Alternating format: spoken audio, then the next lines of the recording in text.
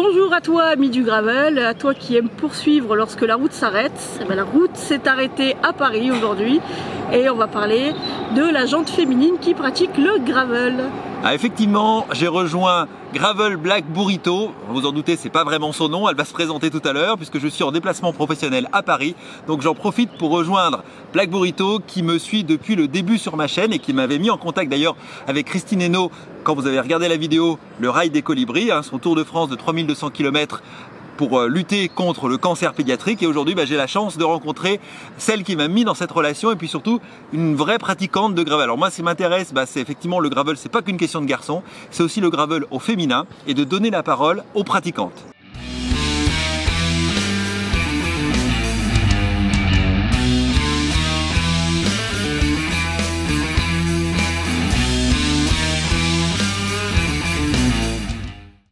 Alors Black Burrito Gravel, j'imagine que c'est pas la manière dont tes parents t'ont baptisé à la naissance et j'imagine que tu as un autre prénom. Tout à fait Stéphane, Gravel Black Burrito c'est mon nom de scène on va dire, de Gravel Girl. Mais sinon moi c'est Candide, j'ai 36 ans, je suis sur Paris et ma foi je m'évade de la capitale avec le gravel et c'est comme ça que je suis venue à pratiquer cette discipline. Alors justement, qu'est-ce qui t'a véritablement amené à pratiquer le gravel? Pourquoi le gravel et pas d'autres disciplines? Alors le gravel s'est pas imposé tout de suite, je suis arrivée sur Paris il y a 1 an et demi, j'étais une fille plutôt de la campagne, je courais un petit peu et pour regagner un petit peu de campagne à Paris, malheureusement le moyen le plus rapide c'était pas la course à pied, donc j'ai commencé à faire du vélo. Et je voulais allier les deux, aller au travail en vélo, donc avoir quelque chose de costaud et de plutôt confortable, et sortir aussi des sentiers battus. Il y a des tas de forêts qui entourent la région parisienne et donc le gravel, ma foi, correspondait à toutes mes attentes, à la fois de la route un petit peu, de la ville et du chemin. Et comment tu l'as découvert le gravel? En fait je l'ai découvert par le vélo, par le style de vélo et en pleine pénurie de vélos de toute façon au mois de mai l'an passé avec le Covid, je me suis un petit peu renseignée sur quel type de vélo pourrait faire l'affaire. Donc je roulais avant sur un VTT et puis j'avais envie de changer. Le vélo de route m'avait toujours intriguée mais voilà, je le trouvais peut-être un peu élitiste pour moi, donc ce Frankenstein des cycles, le gravel m'a plu parce que il avait tout ce dont je cherchais, le côté un peu route, ce guidon, cette belle esthétique et puis la possibilité de sortir les chemins. Donc voilà, ça a été des heures passées sur internet, des rencontres avec des vélocistes et puis le coup de cœur, le croix de fer. On vous présentera après parce que vous voyez derrière nous il y a les 2 vélos de gravel parce qu'elle n'a pas un, elle a 2 vélos. Enfin il y a le vélo historique on va dire et puis un tout nouveau vélo qui est arrivé il y a très peu de temps. Donc 2 modèles très différents qu'on va vous présenter juste après. Moi la question que j'ai envie de te poser c'est le gravel attire aussi, je trouve, par rapport à d'autres, que ce soit le vélo de route ou peut-être le VTT, de plus en plus de femmes et je trouve ça moi extrêmement positif. Est-ce que tu penses que c'est un vrai vecteur, quelque chose qui peut être porteur? Alors le sport en général c'est toujours quelque chose de porteur. Le gravel, je trouve qu'il a l'avantage de ne pas être aussi élitiste que peut l'être le vélo de route où on va rechercher la performance, donc la puissance, les watts et demander moins de technicité aussi que le VTT, et ce qui fait que c'est une porte d'entrée pour des nouvelles pratiquantes et même pratiquants, mais du coup voilà, c'est peut-être un accès plus facile pour les femmes qui malheureusement... C'est moins intimidant tu veux dire? Oui c'est ça, c'est moins intimidant qu'un vélo tout de suite très typé avec des a priori derrière. D'autant que sur Paris vous avez des groupes féminins de pratiquantes? Oui. Alors qui ne sont pas essentiellement gravel, mais il y a les Girls on Wheels qui sont des filles qui se retrouvent pour aller faire du vélo essentiellement le soir, le mercredi soir. Bon, ça s'est arrêté malheureusement avec la crise du Covid, mais il y avait beaucoup de pratiquantes. Le vélo c'est vraiment quelque chose qui évoque la liberté et envie, qui est fédérateur. Et en ville, on a envie de ça, quoi. On a envie de s'éclater, on a envie de partir sur les routes. Et donc ça permet aussi de créer une petite communauté, de faire du vélo aussi plus en sécurité, en étant accompagné. Le fait d'être en groupe, c'est rassurant, bien sûr. Exactement. Et puis c'est toujours dans la bonne humeur, on échange sur nos pratiques, on échange sur des tas de choses. En fait, ça permet de s'évader. Et du coup, puisque tu viens d'utiliser le mot pratique, c'est quoi ta pratique du gravel? Essentiellement la semaine du vélo taf. Je m'en sers pour aller au travail. Et puis dès que je peux, dès que le temps le permet, je m'évade et je vais vraiment en forêt, dans la campagne, sur les chemins. C'est ce que je préfère. C'est ce que je préfère. Et donc tu vas rouler où en partant de Paris? Alors je vais soit du côté de Pontoise et la forêt de Montmorency. Il y a Saint-Germain-en-Laye aussi qui propose une très très belle forêt. Ensuite on a Versailles, on a Rambouillet, on a Fontainebleau. J'ai fait mon premier 100 km récemment à Fontainebleau. Félicitations. Ouais. Non mais son premier 100, c'est une barre symbolique. Oui, tout à fait. Donc voilà, maintenant il faudra les enchaîner. Donc voilà, je prends mon GPS, je fais une trace et je me laisse guider par elle. Et puis après, une fois en forêt, on va là où on a envie d'aller. Ouais, donc effectivement, il y a beaucoup de forêts autour de Paris, donc il faut s'échapper un peu de l'urbanité, mais après, effectivement, il y a de très très belles forêts. Tout à fait. Malgré tout, Paris permet aussi de faire une sorte de gravel urbain. C'est super intéressant parce que moi, j'ai découvert la ville de Paris pendant le confinement. Je pouvais sortir pendant les heures d'autorisation et il y avait peu de monde, donc j'ai eu un musée vivant, enfin un musée à moi toute seule avec tous les grands monuments parisiens, quoi. Donc c'était génial. Et ma foi, c'est aussi ça le gravel, c'est la découverte, l'exploration, et ça peut être l'exploration en ville. Alors maintenant, Candide, je te propose de nous présenter tes deux vélos. Celui-ci, c'est ton Genesis historique.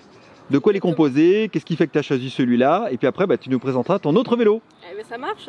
Donc effectivement, celui-ci, c'est l'initiateur du gravel. C'est mon premier amour.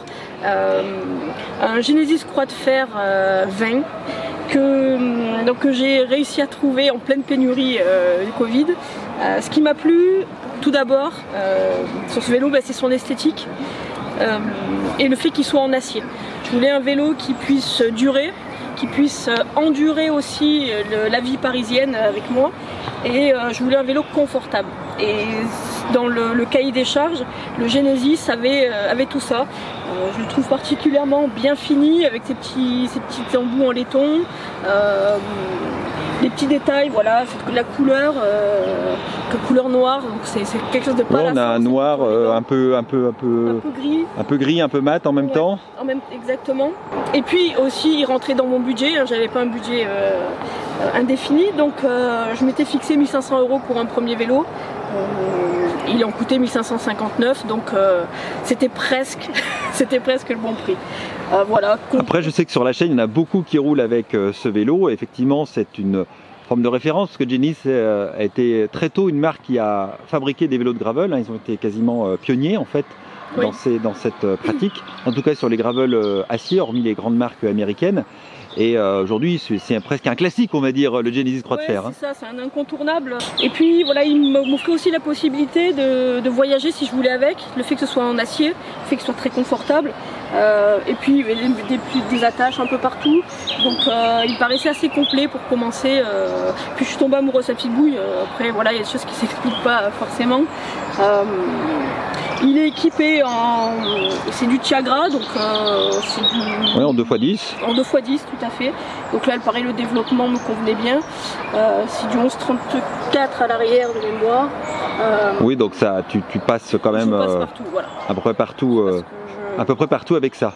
Et puis tu as fait un petit aménagement spécifique à l'avant, tu as rajouté des petits freins, si tu veux bien tourner ton vélo.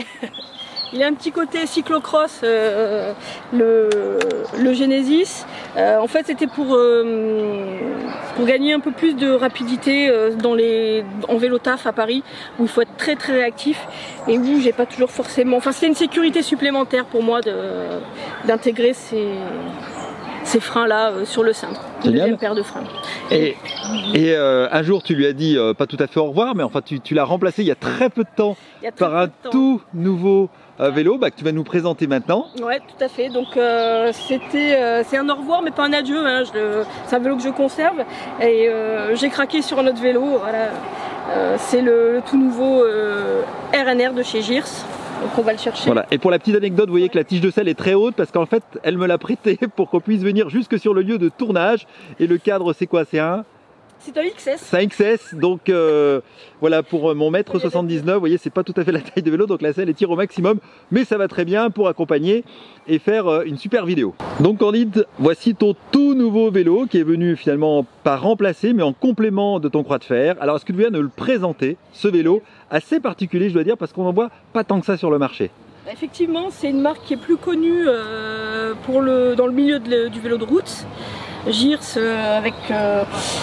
est une marque qui produit plus des vélos de route, mais voilà, suite à la demande aussi des pratiquants, ils se sont lancés dans le gravel et pour un coup d'essai, c'est un coup de maître, je trouve. Et ils ont réussi à faire à la fois un vélo performant, donc c'est un vélo tout en carbone, un vélo performant, un vélo sportif, sans rechigner sur le confort. Ah, comment il s'appelle ce Girs? Il a un nom? Il s'appelle le RNR, le Ride and Roll. RNR. Voilà.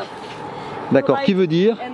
Bah, ça veut dire monte et roule. Ouais, ah ouais, Ride and Roll, d'accord, voilà. J'avais pas lu le nom, ok, très bien. Et du coup, lui, il est équipé, il est un peu plus haut de gamme en termes d'équipement, le cadre est plus haut de gamme, l'équipement est également plus haut de gamme. Exactement, donc déjà c'est un vélo français, ça a sa petite importance. Qui nous vient du Vexin. Il nous vient du Vexin, donc c'est à quelques kilomètres de la région parisienne, donc c'est vraiment un vélo du coin, quoi. Il est à la maison ici. Il est équipé donc en GRX 810, le groupe complet, à l'exception du pédalier qui est un rotor. Un pédalier rotor, modèle Vega. Exactement, donc c'est du 46-30 et du 11-34. Vegas, pardon. Oui, Vegas, tout à fait. 46-30 à l'avant et 11-34 à l'arrière, donc c'est pareil, ça grimpe partout. Il est ultra léger, il fait 9,3 kg. Oui, là tu as gagné en poids par rapport à... Parce que le Genesis, il s'approche des 12. Ouais, il s'approche. Ouais, tu as gagné 3 kg. Donc ça... gagné 3 kg. Alors ça se sent dans le bon sens et dans le côté un peu négatif. La moindre bourrasque, on sent que le vélo il bouge un peu. Lui, il est posé au sol, il bouge pas, il est super rassurant. Donc c'est un nounours. Et puis des très bonnes roues d'été suisse. GR 1600. Un peu la référence dans le gravel en aluminium. Au niveau du cintre, c'est un cintre Ritchey. Plutôt route pour le coup. Oui, j'ai voulu qu'il soit un petit peu aplati au niveau de la pose des mains. Je trouve que c'est plus confortable sur du long. Tu t'es pas senti de partir sur un cintre très gravel, très évasé? C'est en cours. Il y a deux choses qui doivent changer, donc les pédales doivent changer et puis sans doute le Venture Max de chez Ritchey. Mais voilà, il faut remettre un peu d'argent de côté parce que là, on a tout mis. Eh oui, ces beaux objets, ça finit par faire un budget. C'est ça. Voilà les amis, on est au terme de cette vidéo, mais avant de se quitter, j'ai encore quelques petites questions à te poser. La première, c'est quoi tes projets gravel à venir?